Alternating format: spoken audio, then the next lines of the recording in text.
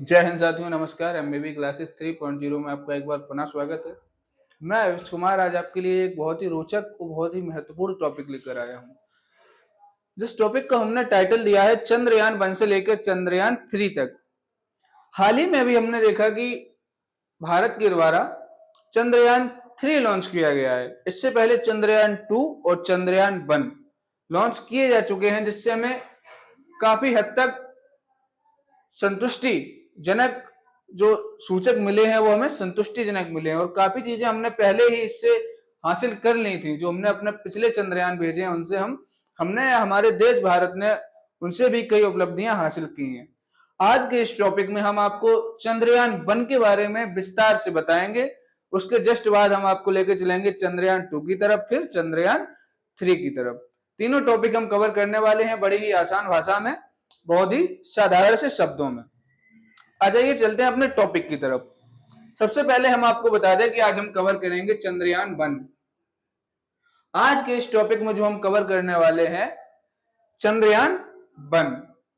देखिए, चंद्रयान 1 22 अक्टूबर 2008 को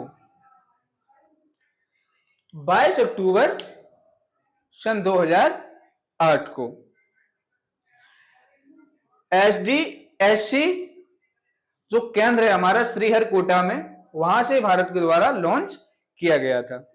SDSC centre यानी कि इसका जो फुल फॉर्म है सतीश धवन स्पेस सेंटर। कहां पे है हमारा? श्रीहरिकोटा में। कहां पर स्थित है? श्रीहरिकोटा नामक स्थान में। 22 अक्टूबर सन 2008 को ये लॉन्च हुआ था। क्या? चंद्रयान 1। इसमें जो यान था जिससे गए थे PSLV C11, प्रक्षेपण यान का जो नाम था PSLV C11, XL रेंज का था। ये XL रेंज का था। ये हमारा एक ऑर्बिटर मिशन था, कक्षीय मिशन, ऑर्बिटर। चलिए मैं आपको बताए चलता हूं यहाँ पे ऑर्बिटर मिशन क्या होता है।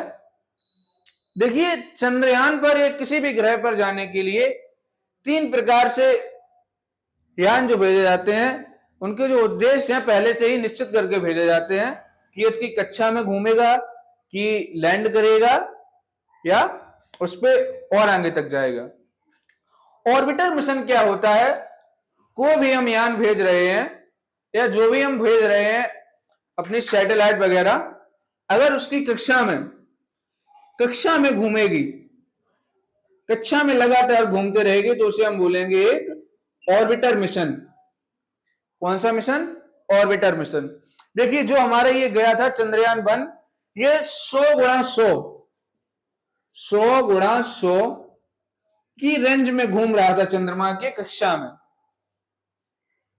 चंद्रमा की कक्षा में 100 गुणा 100 को जो एरिया था वो कवर कर रहा था। कौन सा? चंद्रयान 1। पुनः बताता चलूं आपको, जो यहां से क्वेश्चन बनेगा कि कौन से प्रक्षेपण यान से चंद्रयान जो है वो गया था। PSLV C11 XL रेंज का था ये। ठीक है, तो चलिए हम कहा थे ऑर्बिटर मिशन। ऑर्बिटर मिशन जो हमने जो चंद्रयान भेजा था वो अगर हमारा कक्षा में घूम रहा है केवल, तो उसे हम क्या बोलेंगे?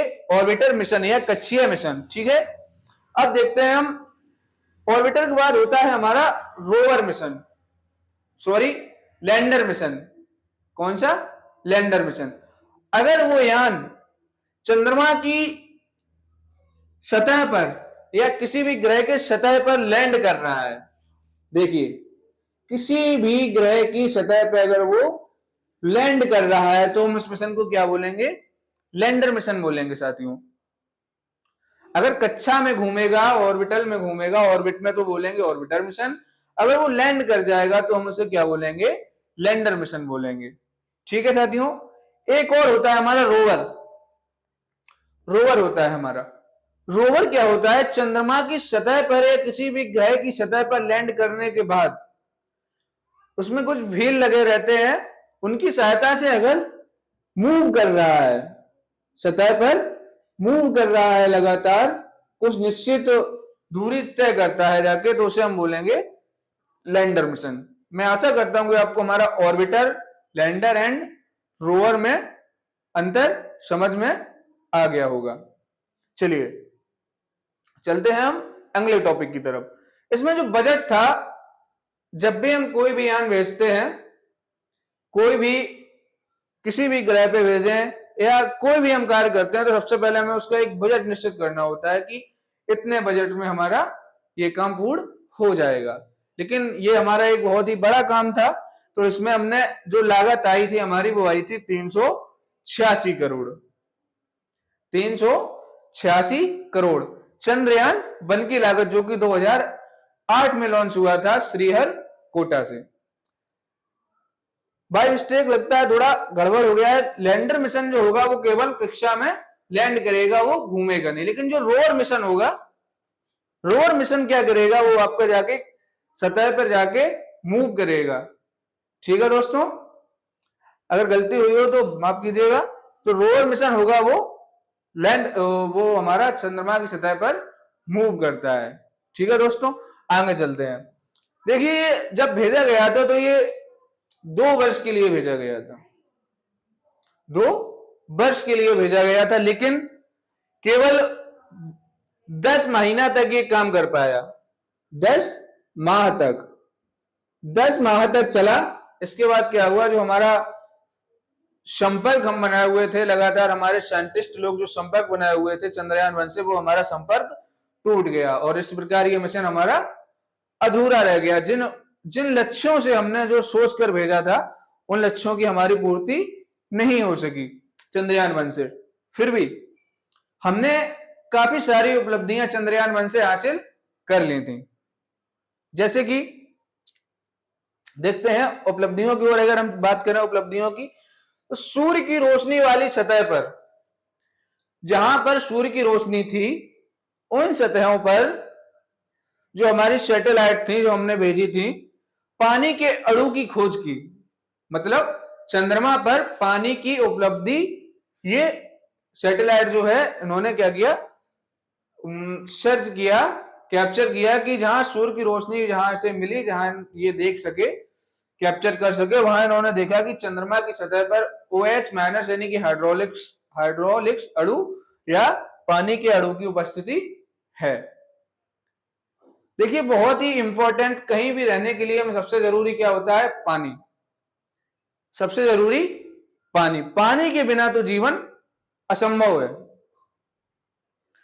तो चंद्रयान 1 की जो पहली उपलब्धि थी वो क्या थी कि हमने सूर्य की रोशनी वाली सतह पर हाइड्रोलिक्स अणु या पानी के अणु की हमने खोज की, पता लगाया कि हाँ यहाँ पे पानी उपस्थित है। तो देखिए जीने यानी कि जीवन की संभावना चंद्रमा पर है। मतलब आने वाले समय में जब मनुष्य रहने जाएगा चंद्रमा पर, तो वहां उसे पानी की पूर्ति के लिए पानी मिल जाएगा, क्योंकि पानी बहुत ही आवश्यक है किसी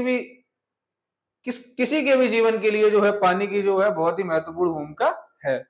चलिए आगे चलते हैं। वैश्विक चंद्र मैग्मा परिकल्पना की पुष्टि की। क्या किया, वैश्विक चंद्र मैग्मा परिकल्पना की पुष्टि की। और आगे जो हमने टेम्परेचर के बारे में भी बहुत जरूरी होता है, टेम्परेचर, तापमान।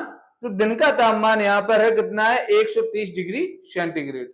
दिन में चंद्रमा पे देखिएगा, चंद्रयान 1 के अनुसार जो टेम्परेचर होता था वो कितना हो जाता है, 130 डिग्री सेंटीग्रेड। रात का जो तापमान होता है, रात में वो चला जाता है माइनस के 180 डिग्री सेंटीग्रेड पर। आगे देखते हैं। तो हम आपको बता रहे थे वैश्विक चंद्र मैग्मा परिकल्पना की जो पुष्टि है वो किसने की, चंद्रयान 1 ने। आइए आपको बताते चलें कि वैश्विक चंद्र मैग्मा परिकल्पना जो है वो क्या थी हमारी। देखिए आज से लाखों करोड़ों वर्ष पहले एक ग्रह जो कि आकार में मंगल ग्रह के लगभग बराबर था, पृथ्वी से बहुत ही स्पीड में आकर टकरा गया। थिया नामक एक ग्रह था जिसका आकार जो है वो मंगल ग्रह के लगभग समान था। बहुत ही स्पीड में आकर पृथ्वी से किसी कारणवश टकरा गया। इससे क्या हुआ, पृथ्वी का जो भूभाग था, सतह जहां पर टकराया आकर, काफी हिस्सा डिस्ट्रॉय हो गया और छोटे छोटे कणों में बट गया। जो थिया ग्रह जब पृथ्वी से टकराया आकर, तो काफी हिस्सा जो पृथ्वी का था उस ग्रह के बराबर लगभग पृथ्वी से टकराया और उसके भूभाग को जहां टकराया डिस्ट्रॉय कर दिया, छोटे छोटे ग्रहों में विभक्त कर दिया। आगे क्या हुआ, जो ये कण थे ये लगातार पृथ्वी के आसपास पृथ्वी की कक्षा में घूमने लगे। जो भाग डिस्ट्रॉय हुआ था जिससे कण बने, कुछ थिया के कण थे, कुछ कण थे, थिया तो पूरे कणों में बदल गया। इसके बाद पृथ्वी से जो हमारा निकला था भूभाग, उसके भी जो कण थे वो क्या हुए, पृथ्वी की कक्षा में लगातार घूमने लगे। ये बहुत काफी वर्षों तक घूमते रहे, घूमते रहे, घूमते रहे, घूमते रहे, फिर ये कण एकत्र हो गए, इन्होंने एक ग्रह का रूप ले लिया। एक मतलब घूमते घूमते सॉलिड आकार में ये आ गए। पृथ्वी के आसपास पहले से घूम रहे थे, तो ये ग्रह जो आकार नया बना ये भी पृथ्वी के आसपास घूमता रहा। इसी को हमने फिर आकर चंद्रमा नाम दे दिया। जो हमारी ये कण पृथ्वी के आसपास घूम रहे थे ये लगातार घूमते रहे, घूमते रहे, पुनः एकत्र हो गए, इन्होंने एक ग्रह का रूप ले लिया जो कि पृथ्वी के आसपास घूम ही रहे थे। तो चंद्रमा जो है वो अभी भी पृथ्वी के आसपास ही घूमता है। इसलिए पृथ्वी का जो उपग्रह होता है उसे हम क्या बोलते हैं, चंद्रमा। या चंद्रमा किस ग्रह का उपग्रह है, तो किसका है, पृथ्वी का। ठीक है, आगे चलते हैं। संरक्षित लावा ट्यूब में निवास के आसार। चंद्रमा की सतह पर लावा ट्यूब मिले जिनमें जो तापमान होता है वो लगभग -20 डिग्री सेंटीग्रेड स्थिर है, ये कम ज्यादा नहीं होता है। लावा ट्यूब जिनकी जो लंबाई है 1.7 किलोमीटर एंड जो डाया है या व्यास है 120 मीटर। जब भी मनुष्य पृथ्वी से चंद्रमा पे रहने जाएगा तो इन्हीं लावा ट्यूब में निवास करेगा।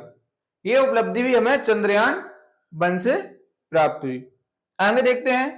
चंद्रमा की सतह पर कैल्शियम, मैग्नीशियम, एल्युमिनियम और लौह तत्व Fe, फेरस या लौह तत्व की अणुओं की उपस्थिति की भी खोज की। किसने, चंद्रयान 1 ने। अगर आपको हमारा ये टॉपिक समझ में आया है तो आप वीडियो को लाइक जरूर करें और चैनल को भी सब्सक्राइब करें। आगे अपने दोस्तों को भी शेयर करें जिससे उन्हें भी शिक्षा के क्षेत्र में समझने में आसानी हो। धन्यवाद।